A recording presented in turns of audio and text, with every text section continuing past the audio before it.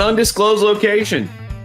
All right, it's a Marriott in West London. The second ever international show with Pat's Interference, and the first solo show I think we've done on a Saturday because, as you might expect, when the Patriots play overseas, our travel schedule gets screwed up a little bit. So apologies for the delay in this episode. We did have a guest already, though, this week. Derek Clausen was awesome on Drake May. He and I broke down his debut. We actually went live on Monday. And in the process, I accidentally killed Brett Musburger, the great and still very much alive 85-year-old Brett Musburger, stealing his intro there as we went live on Monday. Today is not live. It is recorded. It is solo. It will be shorter as we preview Pats Jags, which, look, I said this last year in Germany going into a game we all thought would stink, and lo and behold, was worse than we ever could have expected. The football tomorrow, again, tomorrow, Sunday, whether you're here in London or you're somewhere in the States right now listening, it's a couple of 1-5 teams. We know what we're getting into. That doesn't mean it doesn't have to be fun. And in fact, I will tell you right now, I'll give you my game pick. I think the Patriots are going to win against Jacksonville, who's a 5.5-point favorite. First time as a favorite over the Patriots, by the way, since 2006, Christmas Eve. Patriots went down to Jacksonville and clinched the AFC East title. Tom Brady threw a touchdown pass to rookie tight end David Thomas. That's how long ago that was. Anyway, I think the Patriots are going to win. Yes, the football will be ugly. No, it is not permissible in mid-October to start looking at the top of the draft. Half of the season is not over if you were in this camp of one of the Patriots to lose or tank or anything like this. Just enjoy what you have, because Drake May, as Derek Clausen and I discussed last week, has completely changed that. It doesn't mean anything is guaranteed moving forward with Drake May, even tomorrow or in the future. But his physical skill set has unlocked so many new dimensions for this offense, which we'll get into in a second, all of which is to say, I hope you enjoyed Pats Jags, even if we all know this is going to be a pig with a little bit of perfume on it. So here's what we have here today. I am going to get into our typical breakdown when the Patriots have the ball, when their opponent has the ball. 3 matchups, 2 keys, 1 wild card thought. I'm going to give you some background on London, and then I will have more travel tales when we chat. I don't know if it will be Monday night. Typically when I record, it's either out late on video then, or we'll do Tuesday morning. Could have a guest as well. Again, travel's affecting a lot of the schedule, okay, whether it's the day-to-day for the Herald or doing the podcast here. But you will get a podcast at the latest by Tuesday night of next week, recapping this game. Again, a little peek ahead to the Jets at home for the Patriots' last game of October, which is crazy to say. Okay, let's talk London. So I arrived here in London midday Thursday because the Patriots were going to come in Friday. Some folks, like I did last year in Germany, took a red eye in from Logan, landed, and then went straight to practice. And last year, the Patriots practiced at this state-of-the-art facility that hosts the Germans' national men's soccer team. So, again, everything is state-of-the-art from the fields to the equipment. This year, they're at the Harrow School. Very famous school. Great school. One of the best in all of England, as it was told to me by our taxi driver here with my wife and a friend, if you've been listening, who's a Jaguars fan. God knows what happened to him earlier. But the driver on the way in said, oh, yeah, it's one of the best schools we have. Winston Churchill went there. It's also an all-boys boarding school. So when we did these press conferences Friday morning, Gerard Mayo and Drake May before practice looked like they're standing in a gym for an elementary school because it was pretty close to being just that. The boarding school is for boys aged 13 to 18. So they're there. We have chairs all set up. Different basketball hoops are around us. And then you go outside, and the facilities outside are very nice. Again, this is a rich boarding school. It's up on a hill. It's about 35, 40 minutes northwest of London. So the Patriots did as they did a year ago, and I did a year ago, but I got a head start this year. Land, go to the Harrow School, have some meetings, then go out on their field, which have been converted, and practice. Now, after practice, we heard from Hunter Henry, Christian Gonzalez, Dietrich Wise, Jotham Russell, and Ramondre Stevenson, who declared himself pretty ready to play. Good news. He also said he thought he could practice on Thursday. When we did see him practice on Friday, he was moving at a pretty good clip. Now, Friday practices, which this was identical to a Friday practice, as Gerard Mayo told me when I asked, how is this going to change as far as the drills you might want to run or the intensity level? No, it's the exact same. It is still more of a walkthrough, and there's a lot more situational football on a Friday. But from what we saw, which was the first 3 periods, you got some individual drills. You've got some passing and catching. Ramondre was moving just fine. So when he says after, yeah, I probably could have practiced yesterday, and I think I'll be ready to go on Sunday, Gerard called him a game time decision. I would just if you're playing fantasy, put him in there or bank in some kind of way that you'll at least get an 80% of Ramondre Stevenson, who hadn't practiced in the last 5 practices that they've had due to a foot injury that he had against Miami. So that was the good news there. After that, we're writing up a couple of other notes. Drake May, speaking of injuries, didn't want to talk about his knee. And honestly, for what it's worth, because we haven't chatted since this injury popped up on the report, he was a full participant Wednesday with this knee injury, full participant on Thursday, full participant again on Friday, and MRI or no MRI, it's a non-factor. I'm not really too concerned about this. And Gerard did not want to get into specifics. That's fine. But there's been no sign of his knee injury affecting Drake's mobility, no sign of even any discomfort. Again, it's just not a factor, so it's not something that I would worry about. But Patriots injury report excluded, as we know, Vidarian Lowe because he was left home. Other than that, they're in pretty decent shape. Jaguars are as well. So again, it might be ugly football, but I think you're at least going to get the best players available if Ramondre Stevenson is indeed back. Okay, speaking of Ramondre Stevenson, we're going to do this a little bit early. The PrizePicks picks of the week. Again, my record is ice cold. This is like if I wanted to jump into the Atlantic as opposed to take a flight home. But the point is this. The more info we get on the Patriots, we're changing quarterbacks and have a different offensive line combination for the 7th time in 7 games. The better we get to know them, the better picks are going to be. So, for example, when I told you Demario Douglas should be going over his catches or receiving yards, and he goes for 92 yards, boom, that's a win.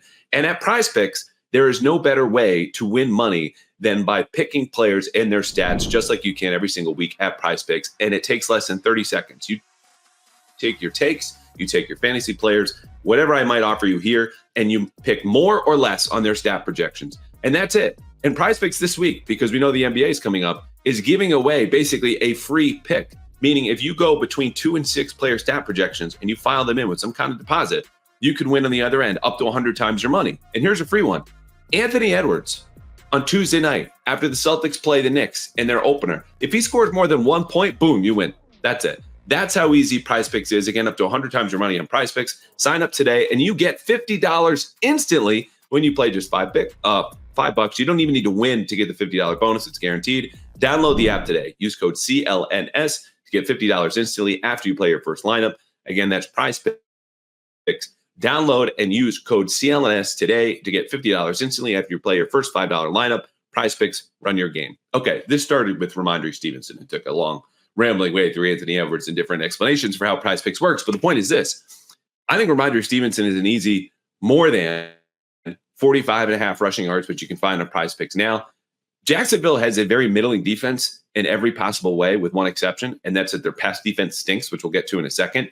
But the Patriots' offensive line, as banged up as it is, this just means Ramondre Stevenson basically needs to fall forward 12 yards in each quarter to hit more than 45.5 yards. I don't see Jacksonville pulling away. The Patriots will be able to run the ball. If Ramondre plays, he'll get the majority of carries, more than 45.5 rushing yards. Number 2, I mentioned Jacksonville's pass defense stinks. It is the worst in the league against man coverage. You know who Drake May loves against man coverage? Demario Douglas, more than 4.5 catches. This number is not going to be as easy as it is right now in the coming weeks. Still jump on Demario Douglas, more than 4.5 catches for your PrizePicks picks of the week. Okay, we just jumped into a little bit of our talk when the Patriots have the ball. Stevenson, again, is big. And I mentioned the Patriots offensive line, 7th different starting combination that they've had in 7 different games this season. That lineup will be as follows. Devontae Jacobs, Michael Jordan, Ben Brown at center, Layden Robinson back at right guard, and Mike Onwenu at right tackle, based on what I've kind of gathered this week. And maybe they'll move some players around, but from what I've seen in practice, that's a lineup I would expect. In that group, Layden Robinson, Mike Onwenu alone on the right side. And you could probably throw Michael Jordan in here too. The dude is 6'6", 320 pounds. Those are some mean-ass run blockers, okay? So even though Jacksonville's just okay against the run, and you don't have an offensive line that anyone's really signing up to put on the field for their own football team, Ramondre Stevenson and Antonio Gibson are breaking tackles at a higher rate than almost anyone else in the league. And when you've got bigger dudes who you at least can commit to Layden Robinson as a run blocker on the right side next to Mike Onwenu, whom the Patriots are averaging almost 6 yards a carry running behind earlier this season, that's enough. They've got beef up front. It's much different in pass protection, which we've been talking about all season. I would count on the Patriots being able to run the ball. Now, when they throw, again, Pop Douglas is going to be a big bonus. Jacksonville's allowed more catches against man coverage than any defense in the league. Jalen Polk, though, I'm not so sure because we heard from Gerard Mayo earlier this week, not only say, hey, receiver, it's Pop, it's Kendrick Bourne, it's Keion Booty, and then there's everyone else.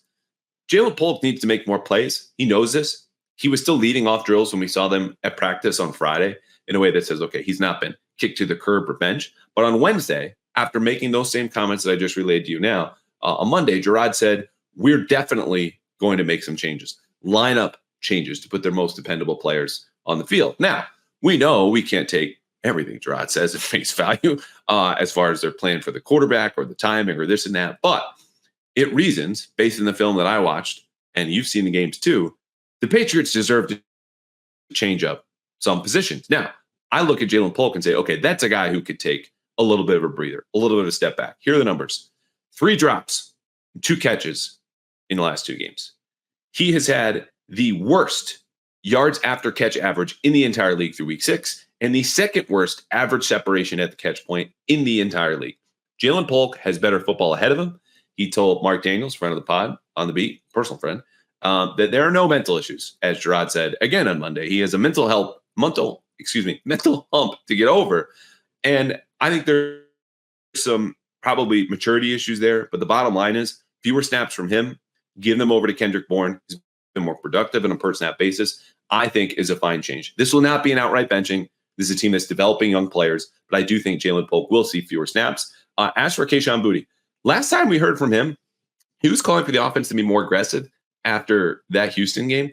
And I'm glad that Keion Booty's better in year 2. He's in better shape.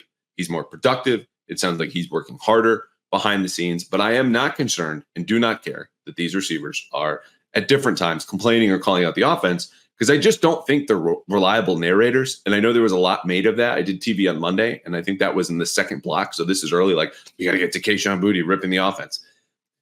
Keion Booty just scored his first career touchdown, and the man still has as many healthy scratches as he does game appearances.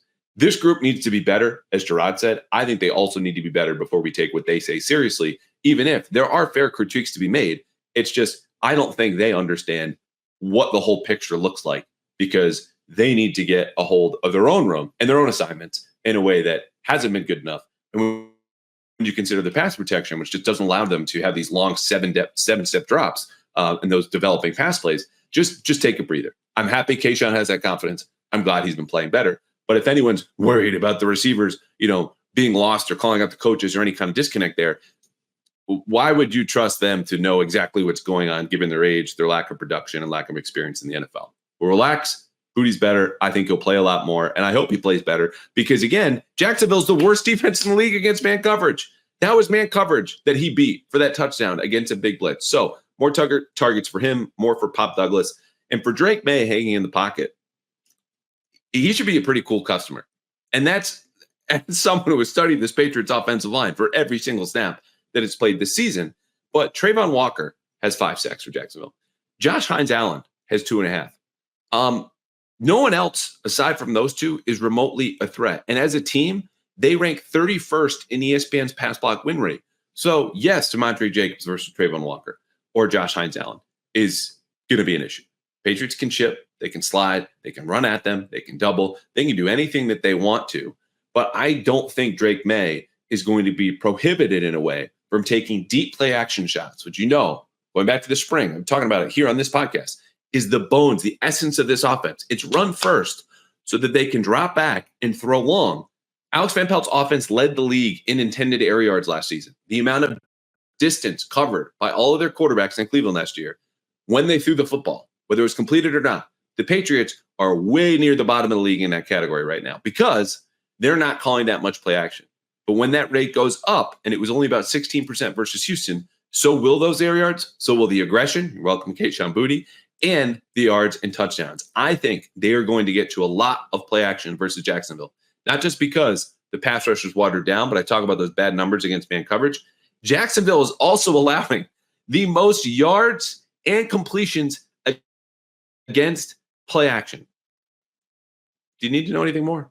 So Drake May, I believe, will do a whole lot more of dropping back, faking a handoff to Ramondre Stevenson, who's back, looking deep and finding plenty of spaces in Jacksonville's zone or spaces to find man-to-man coverage via Pop or Keion White or Kendrick Bourne.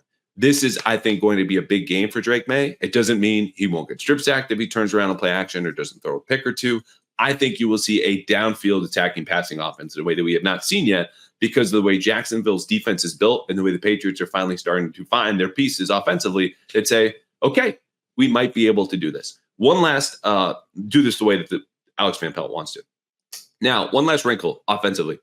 Drake May, I think you will see more involved in the QB run game, especially in the tight red zone, especially on third down, and maybe even fourth and short. You have a super athletic 6'4", 225-pound quarterback who did not run in any design runs against Houston. We saw this in the preseason, scored his first NFL touchdown on a run. That's coming. I don't know if it's tomorrow, but that is something I would be aware of if I was a defensive coordinator preparing for the Patriots going, they would just be stupid not to involve him in this. And I'm not talking 10 zone reads a game, right? That exposes him to more hits. You don't want your rookie quarterback to get just demolished in a way that you were inviting that, as opposed to just calling drop back passes where, hey, that's just something you can't avoid, the threat of pressure and hits. But maybe 4 or 5, okay? QB power, zone read, power read. We could see a lot of those different things. I think we might be starting to see them here on Sunday. Okay, when the Jaguars have the ball. To blitz or not to blitz, the Patriots had their highest blitz rate of the season against Houston. And as much as the Texans ran up 41 points on the Patriots, it wasn't really due to C.J. Stroud picking them apart. Aside from those first 2 drives, the man had fewer than 200 passing yards. Now, again, the Patriots gave up over 190 on the ground. Very bad number. But we're starting with the blitz because that revived their pressure rate in a way that they sorely needed, with Keion White here and there, and no other pass rusher really being able to win one-on-one. So they get north of 30%. 30% is a great number for actual pressure, talking hits, hurries, and sacks. They need to get pressure on Trevor Lawrence because, number one, his completion percentage dips below 45% when he is pressured, according to Pro Football Focus. Not a huge news break right there that quarterbacks under pressure perform worse, but he has also fumbled twice. And they have enough receivers where if he's got time, not only are they fast, but they're much bigger than players like John Jones and Marcus Jones. And so Brian Thomas Jr., who is a first-round rookie at LSU, leads them in all major receiving categories. Okay, 25 catches, 424 yards, and 3 touchdowns. Christian Gonzalez, I think, could take care of him. I don't expect him to shadow Thomas Jr. because Christian Kirk and Gabe Davis, bigger receivers, also have more than 30 targets this year. So they're all kind of squished between 30 and 42, I think, targets at his total.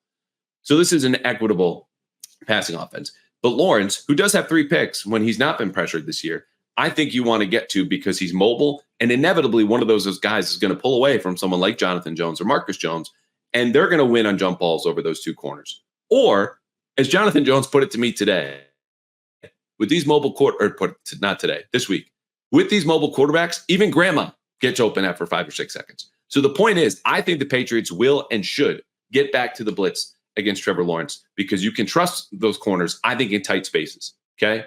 But the longer things go on, the worse it will get for the Patriots, who also, again, aside from Keion White, who had 3 pressures against Houston, are just not getting home. So that's what it is. As far as the passing offense goes with the other receivers, again, Gabe Davis tends to disappear against them. He doesn't play as big as he is, 6'3", I think over 220 pounds, but that's something I don't want to risk over time where Jacksonville just goes, okay, we'll throw away from Gonzalez and we've got these other options. And he's also got speed in a way that the longer plays go, it should be more dangerous. Now, the other reason why I like the idea of them going back to the blitz is that this is a decent pass blocking group. They're average at PFF. They're average by ESPN's pass block win rate. They're not good when they're run blocking. So if you can generate not even like all out pressure, I'm not talking 6 or 7 man blitzes, just enough 5-man pressures, 1-on-1 for each of these guys. I think inevitably someone should get home, and throw in a couple of twists and stunts in there, that pressure should get in, which would obviously be good because the Patriots need an early lead. Now, Lawrence on the move, I do think could be a problem. There's not many other ways to say when you're rushing, whether it's 4 or 5 or 6 or 7, you just kind of need to contain the mobile quarterback. There's not a lot of interesting analysis here, but it is something that I think could be problematic. If you see the Patriots fall behind 10-0, 14-3, whatever it might be, Trevor Lawrence being contained, given he's a guy with the legit 4.5, 4.6 speed, is something to keep an eye on. Now, a player is going to have a hand in that, not because he's playing on the edge, but I think he's going to start in the middle of this defense for the first time in his life is Christian Ellis. Christian Ellis, dime linebacker, had a bad penalty against Miami under a long touchdown drive. But other than that, one of the most physical and one of their faster defenders in the entire front seven is, I believe, going to replace Raekwon McMillan. And if you've been studying the Patriots run defense, you know that you're probably throwing a little fist pump on the table at the sound of that, because McMillan has just been god-awful the last 3 weeks. And he came in for Juwan Bentley. The Patriots are allowing over 166 rushing yards per game since Bentley left. That's not an accident. It's as much as they miss Bentley as McMillan has just not even been up to average level of play at linebacker. So here comes Christian Ellis. I talked to him this week. 6'1", 6'2" dude. He's bulked up to 238. Dante Hightower and Gerard Mayo are telling him, hey, man, just get out of your own head. Like, fly to the football. This is what you do. Trust your instincts. You do all of the research. Get in there. Research, obviously, film study and everything else that goes into it. Just do your job.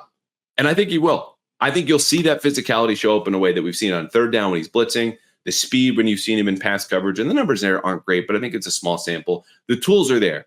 He got here last year from the Eagles and was a core special teamer, wasn't even in defensive meetings. Right now, he's in those meetings. He can play early downs. I think you'll see a little bit more of that. But the big key, whether he's starting for McMillan and playing all of the snaps or some kind of rotation or just dime defense, whatever it is, they have to wrap up. Because Tank Bigsby, who should start in place of Travis Etienne, who is questionable for Jacksonville and has a hamstring injury and was called week to week by Doug Peterson, I think on Tuesday. Bigsby should start. He leads the NFL, the whole league, in yards after contact per rush. So this dude is living up to his first name. Tank. He is bowling over tacklers, breaking through any effort that's not full body to take him down. And I think the Patriots need to wrap up. Tank Bigsby does have 2 fumbles this year, so they have another opportunity. Same with Lawrence, if they punch that football out.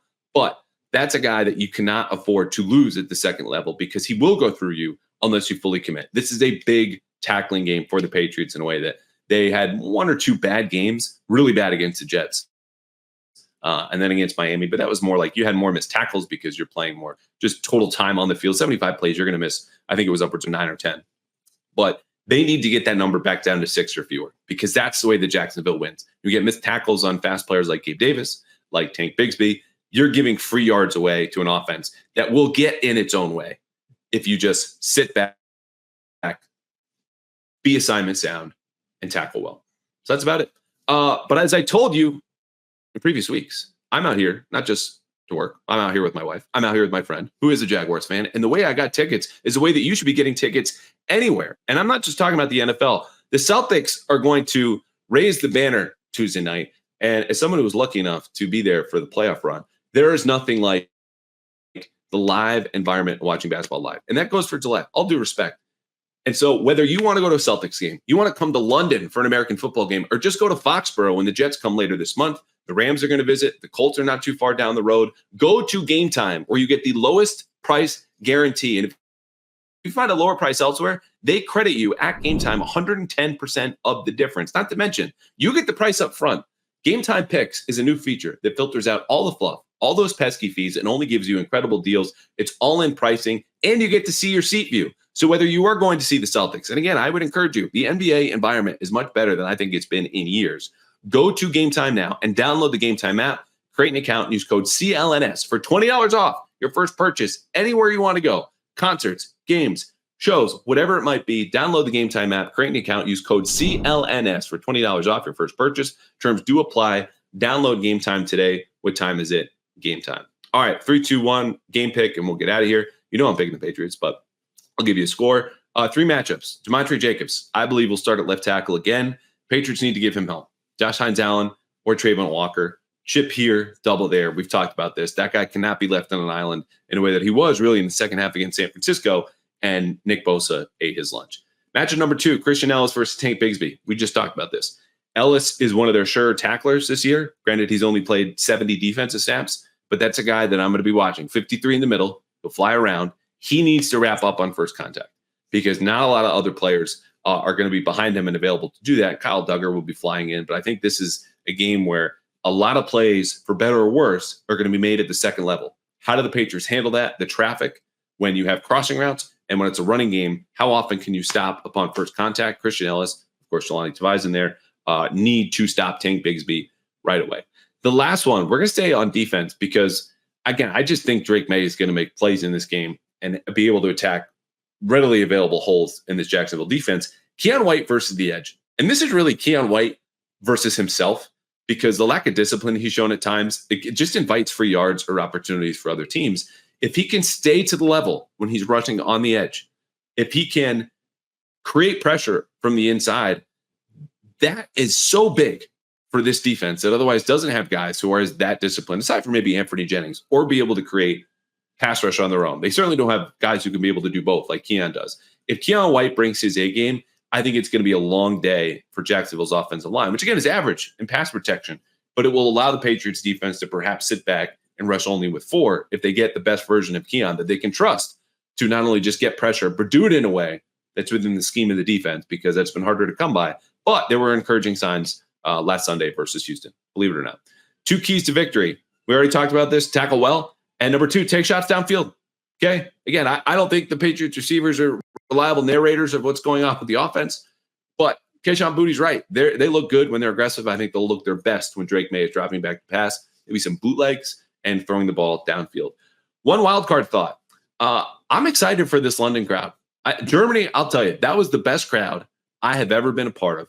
And this goes from covering high school basketball games to college football to the NBA Finals to obviously plenty of Patriots games by now. It was so locked in to a garbage 10-6 game against the Colts, but singing songs through first down, second down, coming back from commercial break. I hope London, and Wembley's much bigger than, I think it was 40,000 person stadium in Frankfurt, brings the same type of energy. There are a lot of Patriots fans here. They were on my flight. There were flights from other media members. They were here like Doug and Mark Daniels and Chris Mason and Mike Reese and everybody from the Globe. So you guys are here. I hope you show out. I hope everyone has a pint. It will be a 2:30 local kick, 9:30 back on the East Coast. And when we are done watching football, I believe this will be a Patriots 24, Jaguars 23 finish. So there you have it, our second international show for Pat's Interference. I will be back early this next week. I don't know if it'll be Monday night or Tuesday evening. Either way, you will get a full film breakdown and a little peek ahead to the Jets game when I see you next. Cheerio. So we're making a little history here in the pod. We have our first returning guest to the 4-minute drill, Pop Douglas, who's the talk of the town right now, his first touchdown. We are going to get to that right off the top. Start the clock right now. Okay, Pop, the most random person to text you after that touchdown on Sunday?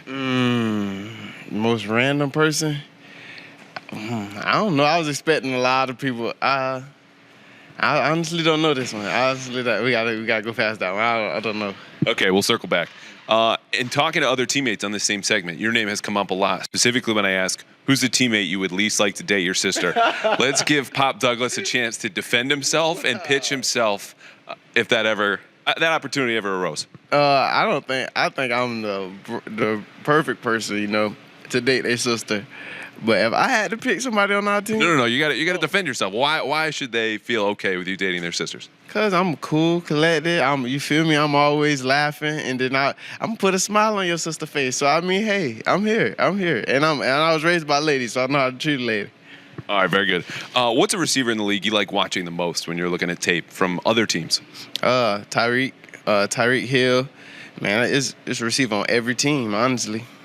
All right, there it is. Yeah. Another name that has come up when I ask, okay, who's doing the most talking on the field? Pop Douglas. Your teammates keep naming you. What does Pop Douglas sound like on the field when he's talking a little smack? I do not talk smack, but I mean, I don't really say nothing. I let my plan do the talking. All right, there it is. Has Pop Douglas ever cried while watching a movie? And if so, what movie? I never cried. I might have got teary-eyed, but I never cried. It never came out. Well, when'd you get teary-eyed? Let me see. It'd be movies that, people... Let's see what movie. Not Gridiron Gang. That was a good one. Oh, Gridiron Gang, you get teary-eyed if y'all watched that football movie. They was in jail, and they were close with each other. And, they was on opposite... gangs. There was opposite gangs, but the detention that they was in, they had to be on the same team, and then they got close together, and then he ended up getting shot on the field, and then that was crazy. Wow, that sounds like a surprise ending. Moving back to actual football, where hopefully no one gets shot. What was the hardest hit you've ever taken? Who was it? When was the game? and what happened next? Probably with 49ers this year. Fred Warner, I was going through the middle, and I swear Fred Warner was looking straight at me, and he just hit me. I mean, it didn't hurt, but that was probably the hardest I've been hit, though. See any stars? No, I didn't see no stars. I didn't see any stars. All right, we got about 90 seconds left. There's some heated competition I've heard in the game room. NCAA football. I know you're playing on there. Give me the 3 best players in the locker room when it comes to being on the sticks for NCAA. Me, Keion. I say Keion Booty. Let's see. Baltimore. Y'all playing with your same alums? Little Liberty, LSU, and Bama? Nah, I can't do that. I couldn't do that. That's cheating. I can't do that. All right, 1 minute left. Give me a Drake play that most impressed you. It could have been in practice. It could have been a game. Just something you go, oh. Yeah, before the half, the ball to Keion Booty. That was a great play and a great timing. All right, cheat day. You get to eat whatever you want all day. What's Pop Douglas gorging on? Cheeseburger, pizza. I mean, I still eat that. So, I mean, it's a cheat day. If I cheat day, it has to be something healthy. So every day's cheat day for Pop Douglas. Man, I wish I could look like you and have every day be cheat day. All right, one more we've got right here. I think that actually might have been it. You answered every single thing. Oh, we'll do the same thing. What's your favorite media question? Well, last time we had you on, we asked you about your least favorite media question. What's your favorite media question? Favorite media question, something about my touchdown. Something with the touchdown. That's my favorite media question so far now. With a touchdown. My first touchdown. How does it feel to have my first touchdown? Perfect. Right on the clock. 4-minute drill is over. Something about the touchdown. Hey, you keep scoring them. We'll keep asking, man. Appreciate you.